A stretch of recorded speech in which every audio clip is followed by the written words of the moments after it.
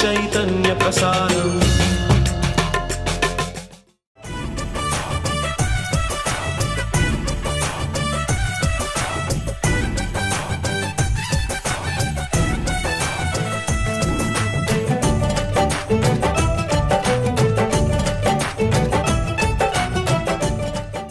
నమస్కారం. మన ధర్మం కార్యక్రమానికి స్వాగతం. ముందుగా మన ధర్మం ప్రేక్షకులందరికీ సంక్రాంతి పండుగ శుభాకాంక్షలు. ఇవాటి మన ధర్మం కార్యక్రమంలో మన ధర్మ సందేహాల్ని నివృత్తి చేసేందుకు మనతో పాటు ఉన్నారు ప్రముఖ ఆధ్యాత్మికవేత్త ఆచార్య శ్రీ తాడేపల్లి పతంజలి గారు. గురుగారు నమస్కారం. నమస్కారం. గురుగారు, ముందుగా మీకు సంక్రాంతి పండుగ శుభాకాంక్షలు. మీ అందరికీ సంక్రాంతి శుభాకాంక్షలు. గురుగారు, సౌర కాలమానం ప్రకారం మనం జరుపుకునేటువంటి పెద్ద పండుగ సంక్రాంతి. వైజ్ఞానిక శాస్త్రరీత్యా, జ్యోతిష్య శాస్త్రరీత్యా ఈ సంక్రాంతి పండుగ యొక్క వైభవం గురించి తెలియజేస్తారా? సంక్రాంతి మనకి మీరన్నట్లుగా సౌరమానం ప్రకారము మన తెలుగిళ్లల్లో, తెలుగువారి లోగిళ్లల్లో పెద్ద పండుగగా పిలుచుకునేటువంటిది.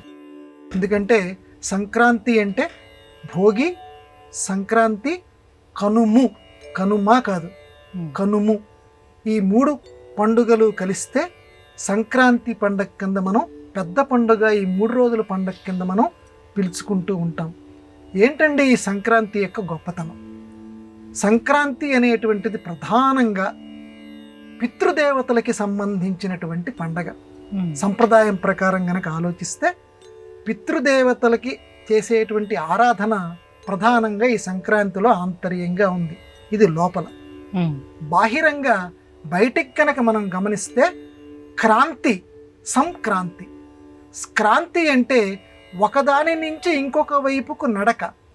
క్రాంతి అంటే మార్పు. సూర్యుడు ఒక అయనం నుంచి ఇంకొక అయనానికి ప్రయాణం చేసేటువంటి రోజు. అప్పటిదాకా దక్షిణాయనంలో ప్రయాణం చేసినటువంటి సూర్య భగవానుడు ఈ రోజు నుంచి ఉత్తరాభిముఖంగా ప్రయాణం చేస్తాడు. అయనము అంటే మార్గం. ఉత్తరాయణం ఈ రోజు నుంచి మనకి ప్రవేశిస్తుంది. దక్షిణాయనం చక్కగా పూజలు చేసుకునేటువంటి పుణ్యప్రదమైనటువంటి కాలమైతే, ఉత్తరాయణం చక్కగా మోక్షాన్ని అనుగ్రహించేటువంటి దివ్యమైనటువంటి శుభదాయకమైనటువంటి కాలం. మనందరికీ తెలుసు, భీష్మాచార్యుల వారు ఈ ఉత్తరాయణం కోసమే వేచి చూసి అప్పుడు తన యొక్క ప్రాణాన్ని బయటికి పంపించి వేశారు అని చెప్పి పెద్దవాళ్ళు చెప్తారు. ఉత్తరాయణ పుణ్యకాలం అంత పవిత్రమైనటువంటిది. కాబట్టి కాలగతిలో ఉత్తరాయణము అంటే విశేషమైనటువంటి శుభదాయకమైనటువంటి కాలం.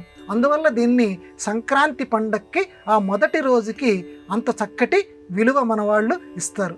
ఇక సంక్రాంతి పండగలో ఇంకా ప్రధానమైనటువంటిది ఏంటంటే, అప్పటిదాకా మన తెలుగువారి యొక్క ఇంటి ముంగిళ్ళ యందు రానటువంటి హరిదాసులు, గంగిరెద్దులు, రంగవల్లులు, అంటే మనం ఏవైతే క్రమక్రమంగా మర్చిపోతున్నామో ఆ సంప్రదాయాలన్నింటినీ కూడా మళ్ళా పునరుత్తేజితం చేసి, ఒరే భడవా, నువ్వు తెలుగువాడివిరా, నీ తెలుగు సంప్రదాయం ఇదిరా, ఈ ఇంటి ముందు ముగ్గు ఇదిరా, ఆ వచ్చేటువంటి వాడు హరికి దాసుడురా, విష్ణుమూర్తి యొక్క సేవకుడురా, అదిగో ఆ గంగిరెద్దును చూడరా, శివుడి వాహనమైనటువంటి నందిరా, తన ప్రాముఖ్యత ఇదిరా, ఇంట్లో ఉన్నటువంటి బట్ట ఏదైనా నువ్వు వాడుకున్నటువంటిదో లేకపోతే వాడుకోనటువంటిదో తీసుకొచ్చి ఆ గంగిరెద్దు మీద కప్పరా, నీ పాపక్షయాన్ని చేసుకోరా. ఇట్లా మన సంప్రదాయపు విలువల్ని నేర్పుతూ మన అందరికీ కూడా శుభకారకమైనటువంటిది సంక్రాంతి. ఎక్కడెక్కడి వాళ్ళు, కొత్తగా పెళ్ళైనటువంటి అల్లుళ్ళు, వీళ్ళందరూ కూడా ఇంటికి వచ్చి చక్కగా మురిపెంతోటి ఉండేటువంటి పండగ సంక్రాంతి పండగ. ఇటు ఇహలోక దేవతలని, అటు పరలోక దేవతలని, ఇటు పిండి వంటలతోటి, ఇటు చక్కగా మనసారా మాటల కబుర్లతోటి, మాటల విందులతోటి పరవశింపచేసేటువంటి పౌష్యలక్ష్మి. దీనికి ఇంకో పేరు పెట్టారమ్మా, పుష్యమాసము యొక్క లక్ష్మీదేవి, పుష్యమాసము యొక్క శోభ సంక్రాంతి. అటువంటి సంక్రాంతి పరమ పవిత్రమైన ఉత్తేజాన్ని ఇచ్చే సంక్రాంతి అందరికీ శుభాన్ని చేకూర్చాలని చెప్పి మనందరం కోరుకుందాం. గురుగారు, మీరు అన్నట్టుగానే సంక్రాంతి పండుగ వైభవంలో ఎన్నో సాంప్రదాయాలు మనం అనుసరిస్తాం. ఈ సాంప్రదాయాల ప్రాశస్త్యాన్ని వైజ్ఞానిక అంశాలతో ఎలా సమన్వయం చేసుకోవాలి? చాలా రకాలుగా మనం సమన్వయం చేసుకోవచ్చు. సంప్రదాయం అంటే తరతరాలుగా సి నారాయణ రెడ్డి గారు సంప్రదాయానికి ఒక చక్కటి నిర్వచనం ఇచ్చారు. పాలను కాచిన తరువాత, చల్లార్చిన తర్వాత, మజ్జిగ చుక్క వేసిన తర్వాత దాని మీద తోడుకు ఉంటుంది చూడండి, పైన పేరుకుపోయి ఉంటుంది మేగడ, అది సంప్రదాయము అన్నారు. అంటే మొత్తం ఆ పాల లోపల ఉన్నటువంటి సారం అంతా కూడా, ఆ తీపి అంతా కూడా పైన మేగడ కింద తరకలు కడుతుంది. సంప్రదాయం అంటే అది. తరతరాలుగా మన సంప్రదాయంలో ఏవైతే ఉత్తమమైనది ఉన్నదో, తీపి కలిగించేదైతే ఉన్నదో, ఆ ఆచారం మేగడలాగా ఇలా పరుచుకొని వస్తూ ఉంటుంది. ఉదాహరణకి ముగ్గులే తీసుకుందాం. ముగ్గులు విడిగా దసరా ముగ్గులు అని అనరు, లేకపోతే శివరాత్రి ముగ్గులు అనరు, దీపావళి ముగ్గులు అనరు, కేవలం సంక్రాంతి ముగ్గులు అంటారు. ఈ సంక్రాంతి ముగ్గులు కేవలం ఈ సంక్రాంతి పండక్కి మాత్రమే పరిమితం. ఎందుకనంటే తల్లి కూతుళ్ళకి నేర్పేటువంటి ప్రాథమిక పాఠశాల సంక్రాంతి ముగ్గులు. ఇక్కడ మళ్ళీ వెంటనే మనకి ప్రశ్న వస్తుంది, ఏమండి ఆడవాళ్ళకైనా ముగ్గులు ఏది మగవాళ్ళు వేసుకోక్కర్లేదా? ఏంటంటే తరతరాల నుంచి ఆడవాళ్ళకే ముగ్గులు నేర్పారంటే ఇక్కడ పెద్దలు చాలా చక్కటి మాట చెప్పారమ్మా. మగవాడు కేవలం తన వంశాన్ని మాత్రమే ఉద్ధరింప చేసుకుంటాడు, ఆడది 2 వంశాలని ఉద్ధరింపచేస్తుంది, తన వంశాన్ని, తన పుట్టింటి వంశాన్ని. అందువల్ల మగవాడి కంటే కూడా ఆడవారు చాలా గొప్పవారు. అందువల్ల ఈ ముగ్గులు ఆడవారికి పరిమితం చేయటం లేదంటే ఆవిడికి గనక నేర్పితే సంప్రదాయం అలా సజీవంగా నిలబడి ఉంటుంది. 2 వంశాలకి పట్టుగొమ్మలాగా ఆ తల్లి ఉంటుంది. అందువల్ల ఆడవారికి తల్లి ముగ్గులు నేర్పుతుంది. అంటే పాఠశాలలో ఉపాధ్యాయుడు ఏ రకంగా పాఠాలు బోధిస్తాడో, ఖగోళ శాస్త్ర విజ్ఞానం మొత్తం 9 చుక్కలు పెడుతుంది ఆ తల్లి. నవగ్రహాలు నాన్న అంటుంది, ఒక రథం వేస్తుంది, ఇదిగో నాన్న రథం అంటుంది. అంటే ఏవైతే పాఠాలు ఉన్నాయో, ఇప్పుడు మన పరిభాషలో చెప్పాలంటే ప్రాక్టికల్స్ అని అంటుంటారు చూడండి అమ్మ, అది కన్న తల్లి స్వయంగా చేసి చూపిస్తూ ఉంటే, ఆ కూతురు నేర్చుకుంటూ ఉంటుంటే అది అత్యద్భుతమైన వ్యాయామంగా భౌతిక ప్రయోజనం ఒకటి కల్పిస్తుంది. ఒకటి ఖగోళ విజ్ఞానం, పైన కనిపించేటువంటి నక్షత్రాలన్నీ కూడా కింద చుక్కలు. అందుకే చుక్కలు చూపించావురా అంటుంటారు. చుక్కలు చూపించావురా అంటే ఆ చుక్కల్నే నక్షత్రాల కింద ఇక్కడ పొడిపిస్తుంది అమ్మ. మొత్తం ఖగోళ, ఈ గ్రహం ఇది, ఈ నక్షత్రం ఇది, ఆ మొత్తం ఆ ముగ్గుని గనక మనం పరిశీలిస్తే అంత పాఠం మనం నేర్చుకోవచ్చు. ఇలా బోలెడు ఉన్నాయమ్మా మన సంప్రదాయం, సంక్రాంతి నేర్పేటువంటి సంప్రదాయ పాఠాలు. గురుగారు, సంక్రాంతి అంటే ప్రకృతి పండుగ, వ్యవసాయాత్మక పండుగ, కాల పరివర్తన పరంగా, అలాగే ఉత్తరాయణ ఆరంభ పరంగా మనం చూసుకున్నట్లయితే సంక్రాంతి పండుగ యొక్క ప్రత్యేకత, ఇందాక మనం చెప్పుకున్నట్లుగా కాలగమనంలో మార్పుని తీసుకొచ్చేటువంటి పండగ సంక్రాంతి. ఎలాగనంటే అప్పటిదాకా కూడా కొంచెం చలి బాధ ఉంటుంది. ఆ చలి బాధ నెమ్మదిగా, అంటే శివరాత్రికి కానీ పూర్తిగా పోదు కానీ నెమ్మదిగా విచ్చుకుంటూ ఉంటుంటుంది. కాలగమనంలో ప్రకృతి నేర్పేటువంటి పాఠం. అలాగే కాలగమనంలో ప్రత్యేకంగా సంక్రాంతికే పూసేటువంటి పూలు ఉంటాయి, సంక్రాంతి పూలు అంటారు. ఆ పౌష్య లక్ష్మికి, ఆ గొబ్బెమ్మలకి పూర్వకాలంలో, ఇప్పుడు కూడా చాలా పల్లెటూళ్ళల్లో అక్కడక్కడ పెడుతూ ఉన్నారు. ఆ ఆవు పేడతోటి కనుక ఆ గొబ్బెమ్మలు పెట్టి ఆ గొబ్బెమ్మల మీద ప్రత్యేకమైనటువంటి పూలు పెడతారు. ఆ పూలు పెట్టడం వల్ల వైజ్ఞానిక పరిశోధనలో కూడా తేలింది, ఇంటిలోకి కొన్ని సూక్ష్మక్రియులు ప్రవేశించలేవు. పరిశోధనలో తేలిందమ్మా. ఆ రకమైన పూలు, ఆ సంక్రాంతి కాలంలోనే పూచేటువంటి ఆ సంక్రాంతి పూలని ఆ గొబ్బెమ్మల మీద గనక పెడితే ఇంటి లోపలికి అపరిశుభ్ర వాతావరణం చొరపడదు. అలాగే కాలగమనంలో సంక్రాంతి నేర్పేటువంటిది ఏంటంటే, కాలం అనేది ఎప్పుడూ ఒకే రకంగా ఉండదు. ఇప్పటిదాకా నువ్వు దక్షిణాయనం చూసావు, ఈ రోజు నుంచి నువ్వు ఉత్తరాయణం చూడబోతున్నావు. అంటే మంచిని చూడబోతున్నావు. ఇటు చీకటి, ఇటు వెలుగు ఏ రకంగా ఉంటుందో ఆ రకంగానే కాలంలో కూడా దేవుడు ఒక చోట తలుపు మూస్తే ఇంకొక చోట తలుపు తెరుస్తాడు. అందువల్ల నా బతికింతే, నాకు ఏ అవకాశం రావటం లేదు అని ఏడుస్తూ కూర్చోకు. ఈనాడు వ్యక్తిత్వ వికాస పాఠాలు ఏ రకంగా చెప్తూ ఉన్నారో కాలం నేర్పినటువంటి సంక్రాంతి పండుగ ద్వారా ఒక గొప్ప వ్యక్తిత్వ వికాస పాఠం ఏంటంటే చెడు ఎల్లకాలము ఉండదు. అంటే ఈ చీకటి ఎప్పుడు ఎల్లకాలం ఉండదు. ఉత్తరాయణం నీకు మొదలైపోతోంది, ఈ రోజు నుంచి అంతా శుభమే. కాబట్టి కాలం ఎప్పుడు ఒకే రకంగా ఉండదు. మంచి వైపు చూస్తూ నువ్వు అడుగుల్ని వెయ్యి. సంక్రాంతి మనకి నేర్పుతోంది. అప్పటిదాకా రానటువంటి హరిదాసు సంక్రాంతికి వస్తాడు. అంటే కాలంలో కొత్త కొత్త వాళ్ళతోటి నీకు పరిచయాలు ఏర్పడుతూ ఉంటాయి. నువ్వు దేవుడు తన దగ్గరికి రమ్మని చెప్పి, తన యొక్క భక్తి బోధనలు వినమని చెప్పి హరిదాసు నీ దగ్గరికి పంపిస్తున్నాడు. కాబట్టి నీలో కొంచెం భక్తి భావాల్ని పెంచుకో. హరిదాసు రావటంలో ఆంతర్యం అది.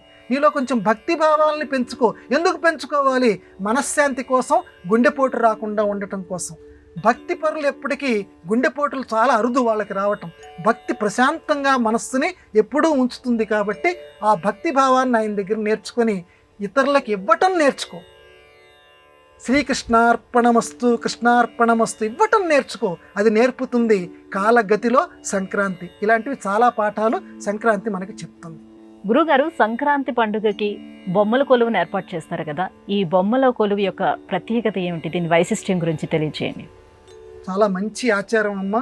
చాలా ఇళ్లల్లో ఇదివరకు ఉండేది, ఇప్పుడు కొంచెం కొంచెంగానే దాన్ని చేస్తున్నారు. దసరాకైతే బొమ్మల కొలువు బాగా పెడతారు. సంక్రాంతికి కూడా ఇదివరకటి రోజుల్లో బొమ్మల కొలువులు పెట్టేవారు, ఇప్పుడు చాలా తక్కువ. అయితే బొమ్మల కొలువు పెట్టడంలో ప్రధానమైనటువంటి ఉద్దేశం ఏంటి? ఇళ్లల్లో తాము పెట్టకపోయినా ఎక్కడైనా బొమ్మల కొలువు పెడితే తప్పనిసరిగా ఈ సంక్రాంతి రోజున వెళ్ళి చూడమన్నారు. ఎందుకు చూడాలి? ఆ బొమ్మల కొలువులో యయాతి మహారాజుని పెడతారు, రఘు మహారాజుని పెడతారు, రాముణ్ణి పెడతారు, కృష్ణుణ్ణి పెడతారు, ఏనుగుల బొమ్మలు పెడతారు. ఇట్లా సృష్టిలో ఎన్ని రకాల జీవులు, 84 లక్షల జీవరాశులు మనం అనుకుంటున్నామే, వాటికి ప్రాతినిధ్యం వహించేట్టుగా కొన్నైనా సరే ఒక 10-15 వాటికి సంబంధించినటువంటి వాటికి ప్రతీకలుగా ఒక్కొక్క మెట్టు మీద ఒక్కొక్కటి పెడతారు. పెట్టి చక్కగా ఇప్పుడు పెద్దవాళ్ళు విజ్ఞానం నేర్చుకోవచ్చు. పెద్దవాళ్ళు ఇప్పుడు అంతమందికి యయాతి మహారాజు అంటే తెలుసు, రఘు మహారాజు అంటే తెలుసు. మన పూర్వీకులు వీళ్ళు. ఆ మహారాజు గారి యొక్క గొప్పతనం ఇది, యయాతి యొక్క గొప్పతనం ఇది అని పెద్దవాళ్ళు కూడా ఆయన ఎవరు అని అడిగి తెలుసుకోవచ్చు. ఇక చిన్నపిల్లలక ఇంకా చాలా ఎక్కువ ఉత్సాహం ఉంటుంది. అక్కడ డప్పులు మోగించేవాడు బొమ్మ ఒకటి పెడతారు. అట్లాగే చక్కగా ఈ నాదస్వరం ఊదేటువంటి వాళ్ళ బొమ్మలు పెడతారు. ఇలాంటి బొమ్మలు, గుర్రాల బొమ్మలు పెడతారు. ఆ బొమ్మలన్నింటిని చూసి కళాశాలలో లేకపోతే పాఠశాలలో ఉపాధ్యాయులు బోధించేటువంటి పాఠాలు ఏవైతే ఉన్నాయో ఆ పాఠాలలో సగానికి పైగా ఈ బొమ్మలను చూసి, పురాణ కథలు ఏవైతే ఉన్నాయో ఆ పురాణ కథల్లో సగానికి పైగా బొమ్మల కొలువుల ద్వారా అందరూ నేర్చుకునేటువంటి వాళ్ళు పూర్వకాలంలో. ఒక అమ్మమ్మో ఒక తాతయ్యో ఆ ఇంట్లో ఇదివరకు రోజుల్లో ఉండేవారు. ఉమ్మడి కుటుంబాలు ఉండేవి. ఆ తాతయ్య లేకపోతే అమ్మమ్మ కూర్చొని ఇదిగో ఇది నాయన, ఇదిగో ఇది బ్రహ్మాండ పురాణంలో ఉంది నాయన, ఇది ఆ కథలో భారతంలో ఉంది నాయన, ఇదిగో శకుంతల ఇది నాయన, ఇదిగో దుష్యంతుడు ఇది నాయన, జరిగినటువంటి కథ ఇది అని చెప్పి మొత్తం ఆ బొమ్మలకి సంబంధించినటువంటి పరిపూర్ణ విజ్ఞానాన్ని ఏ సాయంకాలం పూట భోజనాలు చేసిన తర్వాత ఆత్మీయులందరూ అలా కూర్చొని బొమ్మల ద్వారా విజ్ఞానం నేర్చుకునేవాళ్ళు. తాతయ్యలు అమ్మమ్మలు అలా నేర్పించేవారు. అలా బొమ్మల కొలువులు విజ్ఞాన కేంద్రాల కింద పూర్వం ఇళ్లల్లో ఉండేవి. ఇప్పటి కూడా కొంతమంది పెడుతున్నారు. ఆ యొక్క సంప్రదాయం నిలబడుగాక, మన భారతీయ సంస్కృతి జేగీయమానమై వెలుగుగాక. గురుగారు, సంక్రాంతి సంబరాలకు ప్రత్యేక అతిథులు హరిదాసులు. ఈ హరిదాసుల సాంప్రదాయం ఎప్పుడు ఏర్పడింది? వీరి వల్ల మనకు కలిగే మేలేమిటి? హరిదాసు, గంగిరెద్దు ఇవన్నీ కూడా సంక్రాంతికి సంబంధించినటువంటి ప్రత్యేక సంప్రదాయాలు. ధనుర్మాసం, ఈ ధనుర్మాసంలో ఈ హరిదాసులు బయలుదేరతారు. సంక్రాంతి నాడు కూడా వస్తూ ఉంటారు. ఈ హరిదాసు అనే పదానికి అర్థం ఏంటంటే హరి యొక్క దాసుడు, విష్ణుమూర్తి యొక్క దాసుడు. ముకుందమాలలో కులశేఖర ఆళ్వార్ వారు చెప్తారు, స్వామివారు ఎప్పుడు సంతోషిస్తారట అంటే నేను నీ సేవకుణ్ణి అంటే సంతోషించట. తద్భృత్యస్య భృత్యస్య భృత్యస్య భృత్యస్య భృత్యో అంటే ఆయన సంతోషిస్తారట. అంటే నీ సేవకుడి సేవకుడి సేవకుడి సేవకుడి సేవకుడిని నేను. ఒకసారి ఆలోచించండి. ప్రత్యక్షంగా నేను నీ సేవకుడిని అంటే ఆయన సంతోషించట. నీ యొక్క సేవకుడు ఎవడైతే ఉన్నాడో వాడికి సేవ చేసేవాడు ఇంకోడు ఎవడైతే ఉన్నాడో, వాడికి సేవ చేసేవాడు ఇంకోడు ఎవడైతే ఉన్నాడో, వాడికి సేవ చేసేవాడు ఇంకోడు ఎవడైతే ఉన్నాడో వాడి సేవకుడిని నేను. అంటే ఒక ఆచారం లోకంలో రావాలని స్వామివారి యొక్క ఉద్దేశం.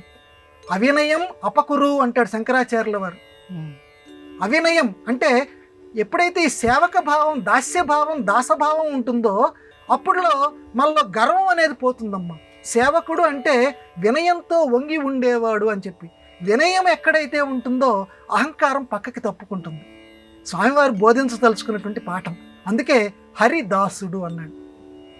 విష్ణుమూర్తి యొక్క సేవకులు ఆ నెత్తి మీద ఆ కంచు పాత్ర లాంటిది పెట్టుకొని విష్ణుమూర్తి యొక్క స్మరణ చేస్తూ ఆ భజన చేస్తూ ఇంటి ముందు తిరుగుతాడు. ప్రత్యేకంగా నాకు ఇది పెట్టమని అడగడు. మనం పిల్లలకి ఏమని చెప్పాలంటే హరిదాసుని చూపిస్తూ, మరి చూడరా ఈ మన ఇళ్లల్లో అలా నెత్తి మీద ఎవరన్నా పెట్టుకోగలరా కింద పడకుండా అంటే ఒక ఏకాగ్రత. భక్తుడికి ఉండవలసింది ఏకాగ్రత. ఆ ఏకాగ్రతను అంటే భగవంతుడి మీద తప్పించి వేరే వాళ్ళ మీద నాకు దృష్టి లేదు అని లోకానికి ఒక ఏకాగ్రత గుణాన్ని నేర్పటానికి ఆ నెత్తి మీద ఏకాగ్రంగా దాన్ని పెడతాడు. అలాగే నాన్న చిటికెడు నీ యొక్క ముష్టి అంటారు చూడు, నువ్వు తీసి అలా వెయ్యి అని ఆ చిన్న పిల్లలకి దాన గుణాన్ని మనం నేర్పాలి. అంటే మనకున్నది ఎప్పుడూ కూడా ఇతరులకి దానం చేయటం కోసమే. ఎందుకంటే గాంధీ మహాత్ముడు కూడా చాలాసార్లు చెప్పాడు, మనకున్నది మనది కాదది, మనం కేవలం ట్రస్టీలము, మన ఆస్తులకన్నిటికీ కూడా మనం ట్రస్టీలము, ఇతరుల కొరకే మన సంపదలు ఉన్నాయి, ఈ శరీరాలన్నీ కూడా ఇతరుల కొరకే ఉన్నాయి. అది నేర్పటానికి హరిదాసు మన ముందు నిలబడ్డాడు, విష్ణుమూర్తి ప్రతినిధిగా నిలబడ్డాడు. కాబట్టి ఇంట్లో ఉన్నటువంటి దాన్ని ఆయనకి అర్పించిన తర్వాత ఆయన ఏమంటున్నాడో ఒక్కసారి విను. ఈ బియ్యం ఇలా పోసిన వెంటనే అలా వంగుతాడు, పోయించుకున్న వెంటనే కృష్ణార్పణమస్తు అంటాడు. అంటే ఏది మనకి లభించినా, ఎవరు మనల్ని పొగిడినా కృష్ణార్పణమస్తు, ఇదంతా కూడా నాది కాదు, ఇదంతా కృష్ణుడికి సంబంధించింది, ఇదంతా విష్ణుమూర్తికి సంబంధించింది, ఇదంతా దైవానికి సంబంధించింది అనే అర్పణాభావం అందరికీ ఉండాలి. అదిగో ఆ ప్రబోధం చేయటానికి హరిదాసు ఈ సంక్రాంతి సంప్రదాయంలో మనకి కనిపిస్తాడు. ఈ రకంగా హరిదాసు యొక్క సంప్రదాయం ద్వారా ఈ లోకానికి ఉత్తమ గుణాలని మన సంప్రదాయం నేర్పుతోంది. ప్రధానంగా సంక్రాంతి. గురుగారు, ఏ పండుగకు లేనటువంటి ప్రత్యేకత సంక్రాంతి పండుగకు ఉంది. ప్రతి ఏటా సంక్రాంతి పురుషుడి గురించి పంచాంగం తెలియజేస్తూ ఉంటుంది. ఈ సంక్రాంతి పురుషుడి యొక్క ప్రత్యేకతను గురించి తెలియజేస్తారా? మన ఉగాది నాడు పంచాంగ శ్రవణం చేస్తారు. పంచాంగ పఠనం అనరు కదా దాన్ని, పంచాంగ శ్రవణం అంటారు. అంటే పంచాంగాన్ని వినాలట. ఏమండి ఎందుకు పఠనం అని ఎందుకు అనరు, శ్రవణం అని ఎందుకంటే నీ అంతటి నువ్వు చదువుకోవచ్చు కదా, నీ అంతటి నువ్వు నీ కళ్ళు ఉన్నాయి కదా, నీకు అక్షరాలు వచ్చు కదా, నువ్వు చదవచ్చు కదా, వాడు చెప్తేనే లేకపోతే గురువు గారు చెప్తేనే ఎందుకు వినాలి అని అంటే నవవిధ భక్తి మార్గాల్లో పఠనం చెప్పలేదమ్మా, శ్రవణం చెప్పారు. అంటే భగవంతుడి యొక్క కథలన్నీ వినటం ద్వారా భగవత్ సాయుధ్యం నీకు కలుగుతుంది. అంటే ఎదుటివాడు గనక చెబుతూ ఉంటే ఒక తాదాత్మ్యత మనకి లభిస్తుంది. అందువల్ల శ్రవణం అని పెట్టారు. సరే ఆ పక్కన పెడదాం. ఇంతకీ ఈ సంక్రాంతి పురుషుడి గురించి ఆ పంచాంగంలో రాసి ఉంటుంది. అంటే ఇప్పుడు మన కరోనా వచ్చినటువంటి సమయంలో కూడా సంక్రాంతి పురుషుడు ఏ రకంగా ఉంటాడో ఆ సంవత్సరం అలా ఉంటుంది అని ఉంటుంది. మనం 1.5 సంవత్సరాలు 2.5 సంవత్సరాలు చాలా తీవ్రమైనటువంటి బాధలు పడ్డాం కరోనా సమయంలో. అప్పుడు రాసి ఉందమ్మా, అప్పుడు ఏమని రాసి ఉందనంటే నానా రకాలుగా ఇనపవి ఇవన్నీ కూడా గుచ్చుకుంటాయి, మేకులు ఇవి గుచ్చుకుంటాయి అన్నట్లుగా ఆ సంక్రాంతి పురుషుడి యొక్క వర్ణన పంచాంగాల్లో కొన్ని పంచాంగాల్లో రాశారు. అంటే ఇనప మేకులు అనేసరికి ఇది కరోనాకి సంబంధించింది. మన వాళ్ళు ఇనప మేకుల అవతారంలో ఈయన ఉంటాడేమిటి అంటే ఒక్కొక్క పురుషుడి యొక్క వర్ణన చేస్తూ సంక్రాంతి పురుషుడు అని అంటే దేవుడే, సంక్రాంతికి సంబంధించినటువంటి పురుషుడు అంటే విష్ణుమూర్తే. ఆ ఏడాది మొత్తానికి ఆయన ఎలా ఉంటాడు, ఆయన బంగారం పళ్ళెరం పట్టుకొని ఉన్నాడు ఈ సంవత్సరం సంక్రాంతి పురుషుడు అని రాస్తే ఆ సంవత్సరం అంతా కూడా బంగారపు ధరలు బాగా పెరిగిపోతాయి. అది వినేటువంటి వాళ్ళందరూ కూడా ఓహోహో మా అమ్మాయి పెళ్లి చేయదలుచుకున్నాను, చాలా జాగ్రత్తగా ఉండాలి, సంక్రాంతి పురుషుడు బంగారపు పళ్ళెరం పట్టుకొని ఉన్నాడు, నువ్వులను పట్టుకొని ఉన్నాడు అంటే ఈ ధాన్యాల ధరలు బాగా పెరుగుతాయి ఈ సంవత్సరం, కాబట్టి వాటి ఎడలు నేను కొంచెం జాగ్రత్త వహించాలి అంటే ఆయన ఏదైతే పట్టుకొని ఉన్నాడో దానికి వ్యతిరేకంగా మనకి ఈ సంవత్సరం అంతా కూడా జరుగుతుంది అనేటువంటి ఆలోచన మనకి తెలియజేయటం కోసం సంక్రాంతి పురుషుడు అనేటువంటి ఒక ప్రతీకంగా, ఒక దైవానికి ప్రతీకంగా, విష్ణుమూర్తికి ప్రతీకంగా సంక్రాంతి పురుషుణ్ణి కలిగించారు. ఆయన ఈ వాహనం ఎక్కి వచ్చాడు, ఇదిగో ఇటువంటి కీడు జరుగుతుంది ఈ సంవత్సరం, లేదా ఇటువంటి మేలు జరుగుతుంది ఈ సంవత్సరం అని ఆ పంచాంగం చెప్పేటువంటి వారి ద్వారా మనం గ్రహించాలి. మొత్తానికి సంక్రాంతి పురుషుడు ఆ సంవత్సరానికి సంబంధించినటువంటి విధి నిర్ణయాలు ఎలా ఉండబోతున్నాయో ప్రతీకాత్మకంగా మనకి చెప్తాడు. గురుగారు, ఈ సంక్రాంతి పండుగకి ఖచ్చితంగా ముగ్గులు గొబ్బెమ్మలు పెడతాం. ఈ ముగ్గులకి గొబ్బెమ్మలకి ఉన్నటువంటి ఆ బాంధవ్యాన్ని ఎలా విశ్లేషించుకోవాలి? కులనిదో పరికి గొబ్బిళ్ళో ఎదు కుల స్వామికి గొబ్బిళ్ళో అని ప్రధానంగా గొబ్బిళ్ళు పెట్టుకుంటూ పూర్వకాలంలో చక్కగా ఆ గొబ్బిళ్ళ చుట్టూ నాట్యం చేసేటువంటి వాళ్ళు. గొబ్బెమ్మలు వాటి చూడండి, గోపికలు, గొబ్బెమ్మలు అని అంటే గోపికలు అని అర్థం. అంటే ప్రధానంగా ఆవు పేడతోటి గొబ్బెమ్మల్ని తయారు చేస్తారు. ఆవు పేడ ఎందుకంటే లోకంలో మిగతావన్నీ కూడా పరమమైనటువంటి దుర్గంధ భూయిష్టాలు, కానీ ఆవుకు సంబంధించినటువంటిది సుగంధం. కాబట్టి వాటికి సంబంధించి తప్పనిసరిగా గొబ్బెమ్మలు తయారు చేసి అందులో ఈ సంక్రాంతి పండక్కి, భోగి పండక్కి, కనుమ పండక్కి గొబ్బెమ్మలు పెట్టండి అని అన్నారు. కృష్ణుడికి ఈ గొబ్బెమ్మలు అని అంటే చాలా ఇష్టంట. అందువల్ల ఈ గొబ్బెమ్మలు పెట్టినటువంటి చోట కృష్ణుడు తనంతట తానుగా వచ్చి ఎవరైతే ఆ సేవ చేస్తూ ఉంటారో, ఆ గొబ్బెమ్మలు ఎవరైతే పెడతారో వాళ్ళని అనుగ్రహిస్తాట. ఈ గొబ్బెమ్మల రూపంలో ఉన్నటువంటి ఆ కీడుని ఏదైతే ఉందో ఆ కీడునన్నింటినీ కూడా తొలగిస్తాడు. ఆ గొబ్బెమ్మల దగ్గరే ముగ్గు వేస్తారు. అందువల్ల వాడిని ముగ్గులో దించారు అని ఒక పదం ఉంది మనకి. మన తెలుగు వాడికి అందుకే మనం నమస్కారం చేయాలి. వాడిని ముగ్గులో దించారు అని అంటే అర్థం ఏంటమ్మా, వాడిని ఆ విషయంలో పూర్తిగా కలిపేసేశారు. ఇంకా వేరే ఏమీ కూడా ఆలోచన చేయకుండా వాడికి నచ్చినట్టుగా ఆ విషయం, ఇంకా నాకు ఇది తప్పించి లోకంలో ఇంకేమీ నచ్చలేదు అన్నట్లుగా వాడు అందులో లీనమైపోయేటట్టుగా చేయటాన్ని ముగ్గులో దించేశారు అని దానికి అర్థం. అంటే ఇక్కడ ముగ్గు ఏంటనమాట, ఆ భక్తి భావంలో అందులో సంక్రాంతి ముగ్గు చాలా పెద్దది పెడతారమ్మా. ఆ పెట్టడం వల్ల ఇదివరకటి రోజుల్లో ఇప్పుడంటే తగ్గింది, కానీ ఒకరి మీద ఒకరు పోటీ, నువ్వు ఇంత ముగ్గేసావా, నేను అంత ముగ్గేస్తాను అని చెప్పి ఒకరి మీద ఒకరు పోటీ ఉండేది. ఇంకా ఈ ముగ్గు నుంచి ఆ ముగ్గు వరకు ప్రధానంగా పల్లెటూళ్ళల్లో నేను చూశాను. రథం ముగ్గు వేస్తే ఆ ఇల్లాలు ఈయన కలుపుతూ ఇంకో ముగ్గేసేది ఆ వీధిలో. అట్లా ముగ్గులు వేసుకుంటూ చివరికి ఆ ముగ్గు ఎక్కడికి వెళ్తుందో తెలుసమ్మా, శ్మశానం దగ్గరికి వెళ్తుంది. అంటే ఒక భక్తి భావ ప్రపూర్ణం, ఒక చైతన్య భావ ప్రపూరితమైనటువంటి సంక్రాంతి గమ్యస్థానం తెలియచేస్తుంది. నాయనా మీరు ఎంత అనుభవించినా కూడా, ఎంత తల ఎగరేసినా సరే మీరు చిట్ట చివరి వెళ్ళవలసింది అక్కడికే. కాబట్టి ఒళ్ళు దగ్గర పెట్టుకొని ఈ జీవితాన్ని మీరు గడపండి అనేటువంటి సందేశాన్ని ఆ ముగ్గుల ద్వారా ఆ తల్లులు తెలియచేసేటువంటి వారు. ఈ ముగ్గు రథం ఒకదానికొకటి అలా వెంబడించుకుంటే చిట్ట చివరి అక్కడికి చేర్చేవారు. అది రథం ముగ్గుల్లో ఉన్నటువంటి ప్రత్యేకత. పూర్వకాల పల్లెటూళ్ళల్లో వీధుల్లో చిట్ట చివరికి అలా చేరేది. ఇప్పుడంటే ఎక్కడికక్కడ ఇరుకైపోయి ఆ రకంగా మనకు కనిపించటం లేదు. కాబట్టి ఈ ముగ్గుల ద్వారా, గొబ్బెమ్మల ద్వారా ఒక పారలౌకికమైనటువంటి సందేశాన్ని కూడా సంక్రాంతి లక్ష్మి మనకి అందచేస్తూ ఉంది. గురుగారు, ఇవాళ మన ధర్మము కార్యక్రమంలో ఈ సంక్రాంతి సందర్భంగా సంక్రాంతికి సంబంధించి మాకు వచ్చినటువంటి ఎన్నో సందేహాలను నివృత్తి చేశారు. ధన్యవాదాలు గురుగారు. నమస్కారం అమ్మా. ఇది ఇవాళ మన ధర్మం కార్యక్రమం. రేపు మన ధర్మం కార్యక్రమంలో మళ్ళీ కలుసుకుందాం. నమస్కారం. ఈ కార్యక్రమాన్ని తిరిగి చూడాలనుకుంటే www.youtube.com/@ETV Life Spiritual లో చూడవచ్చు.